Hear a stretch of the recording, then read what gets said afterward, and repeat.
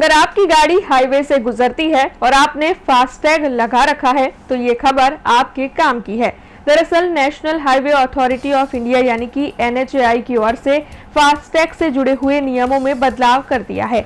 Know your vehicle की जो process है उसे और ज्यादा आसान बना दिया गया है, तेज बना दिया गया है। इसकी विशेष बात यह है कि ये नया नियम लागू होने के बाद से जो नो योर व्हीकल की प्रोसेस है वो और ज्यादा तेज रफ्तार से हो पाएगी और इसे पूरा करने के लिए ग्राहकों को पूरा वक्त भी दिया जाएगा, प्रॉपर टाइम दिया जाएगा, जिससे कि अकाउंट बंद होने का जो टेंशन है वो ही खत्म हो जाए।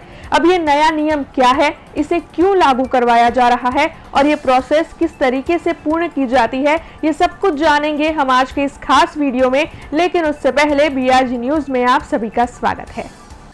सबसे पहले तो आपको ये बता देते हैं कि ये नया नियम आखिरकार है क्या। NHAI की गाइडलाइंस के मुताबिक अब अगर आपको नो योर व्हीकल प्रोसेस करना है तो फिर उसके लिए आपको कार, जीप या फिर वैन की साइड तस्वीर की जरूरत नहीं होगी। जहां पर भी फास्टैग नजर आ रहा हो, कार की नंबर प्लेट नजर आ रही हो, ऐसी सामने से खींची हुई तस्वीर आपको अपलोड कर देनी है और फिर बस आपका काम हो जाएगा। इसके अलावा आपको वाहन का नंबर, चेसिस नंबर या फिर मोबाइल नंबर डालना है। तब इसके साथ ही वाहन पोर्टल पर से पूरा वाहन का जो RC डेटा है वो फैच कर लिया जाएगा। इसके अलावा आपको और भी कोई जानकारी अपलोड करने की जरूरत नहीं होगी। इसके साथ ही अगर एक ही नंबर पर कई सारी गाड़ियां रजिस्टर है तो उसके लिए भी आपको फिक्र करने की जरूरत नहीं है।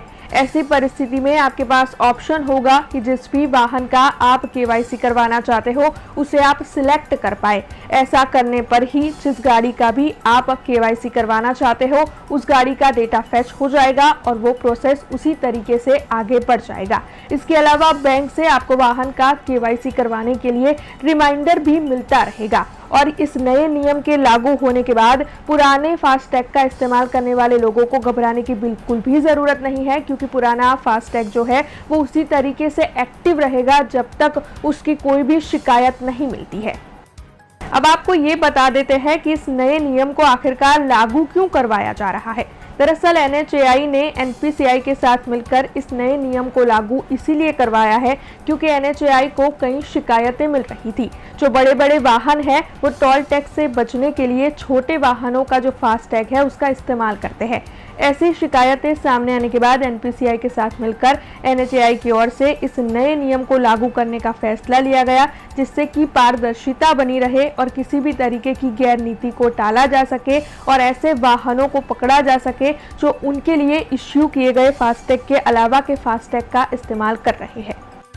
अब जल्दी से आपको ये बता देते हैं कि नो योर व्हीकल यानी कि KYV प्रोसेस को आपको किस तरीके से कंप्लीट करना है।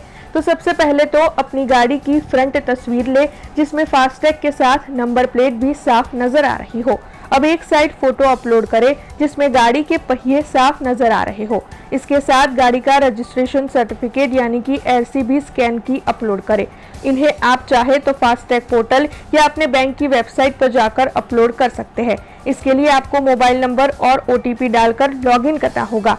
माई प्रोफाइल वाले सेक्शन में KYC टैब में जाकर प्रोसेस को पूरा करना होगा।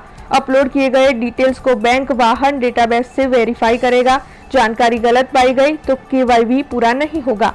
आपको हर 3 साल में अपना KYV वेरीफाई करवाना होगा ताकि ये सुनिश्चित हो सके कि गाड़ी से रिलेटेड सारी जानकारी अपडेटेड है और फास्टैग का गलत इस्तेमाल नहीं हो रहा है।